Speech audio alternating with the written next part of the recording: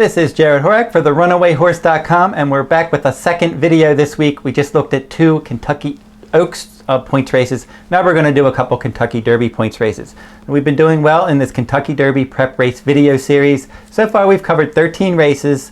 My top choices, 4 wins for my top choices with 2 seconds and 4 thirds. So 10 out of the 13 races, my top choices have finished in the top 3, including 4 victories. The 4 victories were in the Breeders' Futurity and the Breeders' Cup Juvenile last year for Essential Quality. And then this year, the Smarty Jones Stakes, I tabbed Caddo River on top. And then last week's Holy Bull Stakes, I had Greatest Honor on top. Greatest Honor was one of my hot prospects that I did in my Sham Stakes video. And I cover these hot prospects each time I do a Derby video. Hot prospects, horses that are moving up and heading into the stakes ranks that look promising on the Kentucky Derby trail. Now, speaking of hot prospects, my hot prospect this week is going to be, he's in charge for trainer Al Stall Jr. Now, this one, first time out at Turfway Park on December 11th of last year, didn't really run well, finished 8th. Resurfaced at Fairgrounds for trainer Al Stall Jr. on January 30th of this year in that 6 furlong maiden race. Outstanding effort. Rolled to a nice victory. The final time 109 and change. Good speed figure there. So he's in charge. Looked much improved second time out. Now the sire here is Candy Ride. The dam is Brazen Persuasion. Now Brazen Persuasion won, I think, the Schuylerville Stakes at Saratoga in 2013. So more sprint breeding on that side. Indian Charlie was the dam sire. So I think you look at the pedigree. The dam side seems to be more sprint oriented, but Candy Ride should give her stamina. Those Candy Rides can run on anything, turf, dirt, synthetic. They can route, they can sprint. So Candy Rides are very versatile, like this blended pedigree with some stamina and some speed. Excellent effort second time out, so he's in charge. We'll see what they do next. You think with a good 3-year-old, maybe they want to stretch out and see if he can handle 2 turns. If not, they can always turn him back. But maybe looking for an allowance race. And if they do well, maybe they jump him into a race like the Louisiana Derby, something like that. But we'll see what happens with he's in charge. But excellent effort second time out. Very promising horse for trainer Al Stall Jr. So now we're going to jump into the 2 Derby points races that I'm going to do this week. And we're going to start with, for Saturday, February 6, 2021, we're going to do the 8th race from Aqueduct, the Grade 3 Withers Stakes, $250,000 purse for 3-year-olds traveling 1 mile and an eighth on the main track. And post time is scheduled for 4:25 p.m. Eastern Time. We have a couple of Laurel Shippers in posts 1 and 2. Shack Queen King, the 1 for trainer Dale Capuano. You might remember Dale Capuano had Captain Bodgett on the Derby trail more than a few years back, and that one performed well in the Derby, the Triple Crown Series, and on the road to the Derby. We'll see how Shack Queen King does. He's had 5 starts, finished in the top 3 in all 5. Stakes winner, the Howard County Stakes at 1 mile and a 16th, and then stakes place last time in the spectacular bid at 7 furlongs. Royal Number, the 2 for Mike Trombetta, exits a big victory at Laurel Park against Optional Claiming Company, won by more than 7 lengths. Now Capo Kane is going to be one that's going to take a lot of action in here, and he's going to be forwardly placed. A son of Street Sense. Certainly when they stretched this one out, really liked the 2 turns in the last couple. Went wire to wire both times, breaking the maiden at Parks in November. And then at January 1st, Kentucky Derby points race at Aqueduct in the mud, 1 mile around 1 turn in the Jerome Stakes. From post 1, got out there, controlled the pace, won easily by 6 lengths. And I'm not sure that he's going to get such an easy lead this time. A horse like number 4, Mr. Doda, could pressure him. Coming off of a 5.5 furlong maiden special weight victory at Parks. And he almost has to show speed, stretching out in distance here. The 5 risk-taking for trainer Chad Brown. Moved back to dirt at 1 mile and an eighth at Aqueduct on December 13th, putting blinkers on, stalked the pace, broke the maiden nicely.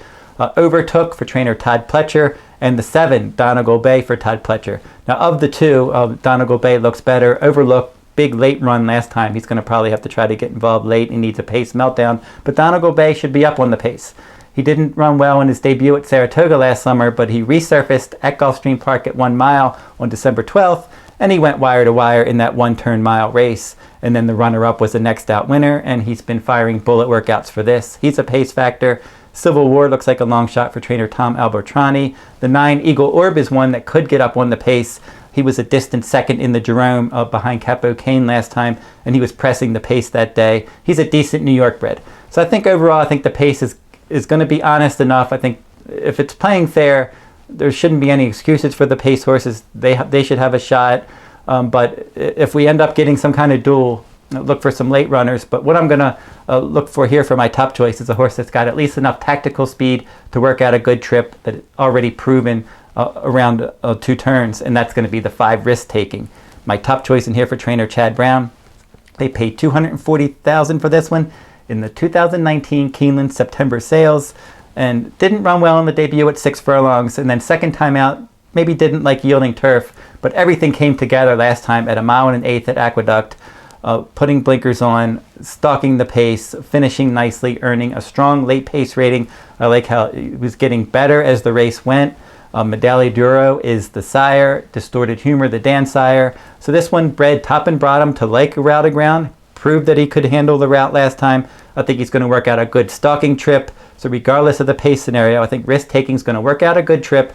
He's going to get a good first run in here, and maybe he can get the job done. So Risk Taking will be my top choice in the Withers. Let's jump over to the Sam F. Davis Stakes, which is a Grade 3 race, $250,000 purse at Tampa Bay Downs on February 6th at 1 1/16.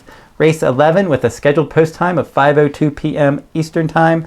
Now this race, a good mixed bag of horses in here. Wouldn't be surprised if we saw an upset, a good field size, different directions you can go in here. A known agenda for trainer Todd Pletcher, ran well and finished in his first 2 starts, breaking the maiden at 1 1/8 and then finishing a distant third in the Remsen last time. Pletcher also has a Milene, the 4.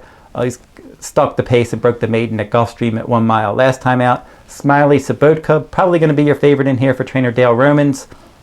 Ran well in all 3 starts as a 2-year-old. Finished second in the debut at 6 furlongs, stretched out to 1 1/16, stalked the pace and broke the maiden second time out of Keeneland, and then in the Kentucky Jockey Club Stakes, was up on the pace, took the lead, and he was run down by Keep Me in Mind. Solid enough effort, though. Boca Boy should be up on the pace to 7. He's 5-1. He exits a victory in the slop in the Florida Sire in reality stakes September 26th at Gulfstream at 1 1/16, where he just got out there and set the pace. I think he's going to be up on the pace. Maybe Nova Rags will show at least some tactical speed. He's 4-1, but I'm not sure about him at the distance. At 6 furlongs and 7 furlongs, he looked good winning, but at 1 mile in the Grade 3 Nashua, he was beaten 14 lengths. We'll have to see if he can handle the distance. I do like his sire, Union Rags. Smart Strike, the Dam sires. He's bred to route. He just has to prove that he can do it. Candyman Rocket is interesting for trainer Bill Mott. The debut in the slop last fall at Churchill didn't run well. Resurfaced at Gulfstream Park on January 9th at 6 furlongs on a fast track. Stalked the pace, broke the maiden by more than 9 lengths. So he's stretching out and should be part of the pace. The 10 Ricochet should be part of the pace. Broke the maiden at 1 mile and 40 yards last time out at Tampa Bay by 8 lengths. So he'll be up there, probably wide from post 10. Lucky Law, switching surfaces for trainer Pat Biancone. This one went from 5 furlongs in the debut on turf for rallying for second to 1 mile maiden win, stalking from mid-pack and pulling clear. So he's going to switch surfaces for Biancone. Maybe he's a little bit interesting to possibly hit the board if the pace heats up in here. Candyman Rocket, as I said, for trainer Bill Mott. Wouldn't be surprised if he ran well. Nova Rag still has to prove himself around 2 turns, but he is a stakes winner. He won the Pasco Stakes last time out at Tampa Bay. I think Boca Boy could get caught in a duel here. Smiley Sabotka might take too much money. We'll see how strong that juvenile form was. The Kentucky Jockey Club Stakes at the time wasn't a particularly fast race, but he did improve his speed figures in all 3 starts last year, and he should be forwardly placed. I am going to go with the 3 known agenda for trainer Todd Pletcher. He's been part of my Kentucky Derby list all along, and you can read my Kentucky Derby blogs over at therunawayrhorse.com on my Kentucky Derby page. A known agenda is one that I've always liked, and he's held some good company in his races. Highly Motivated was the winner in the debut, where known agenda finished second, and Highly Motivated came back and won a stakes race at Keeneland for trainer Chad Brown. And then his second career start at 1 1/8, known agenda ran against Greatest Honor and he battled with that one and he broke his maiden by a head. And those two were well clear of the rest. And as we know, Greatest Honor came back and he won the Holy Bull Stakes last weekend for trainer Shug McGahee. Greatest Honor has an excellent long distance pedigree. So Known Agenda showed a good stamina in that 1 1/8 race, beating Greatest Honor, because we know Greatest Honor has class and he has a lot of stamina. So then Known Agenda came back last time in the slop in the Remsen, and I think there were excuses there. Brooklyn Strong was the winner. Brooklyn Strong was stalking the pace wide, didn't have any trouble. 10 for 10 for trainer Shug McGahee. Likes a wet track, and he set the pace, and the pace was okay that day. It wasn't super strong. It was a 5-horse field, and those two sort of dominated that race. And Known Agenda on a wet track, stuck down on the inside. He just really didn't have a shot, and he didn't look comfortable on the footing. So since then, he's been working well. They shipped him to Florida. Curlin, the sire, long distance turf pedigree on the dam side. So this one bred to run all day, already proven at 1 1/8. This one's a bit shorter, this race, but had a bullet work for this on January 23rd. So I think with a good inner post, John Velasquez riding for trainer Todd Pletcher. I think Todd Pletcher's won this race like 6 times. John Velasquez has ridden 4 of those winners. So good connections have had success in this race. The horse has a lot of ability, a good pedigree, plenty of stamina, should get pace to chase, should save some ground behind the speed. So I'm going to go with number 3, Known Agenda, as my top choice in the Sam F. Davis. He's 6-1 morning line, but I don't think that morning line is going to hold up in here. He's got to take more money than that. I'm almost sure of it. So that will wrap up a look at the Sam F. Davis and the Withers Stakes. If you're interested in my full card analysis, head on over to the runawayhorse.com. You can find that on my sales page. I have free selections, free stake selections from Aqueduct and Santa Anita on my New York and California pages. My Kentucky Derby and Kentucky Oaks blogs can be found on my Kentucky Derby page. And if you're interested in daily free picks, I have a blog at horseracing.nation.com, my best bets blog, and you can read that each day on the front page at horseracing.nation.com. And that will wrap up this week's video. I'll be back next week and I'll be looking at more Kentucky Derby and Kentucky Oaks points races. Hey everyone, thanks for watching. Don't forget to like, subscribe, and comment. For bonus free picks, Kentucky Derby blogs, and full card analysis from Santa Anita Park, head on over to the runawayhorse.com and check out my daily best bets blog at horseracing.nation.com. Also, good luck at the races.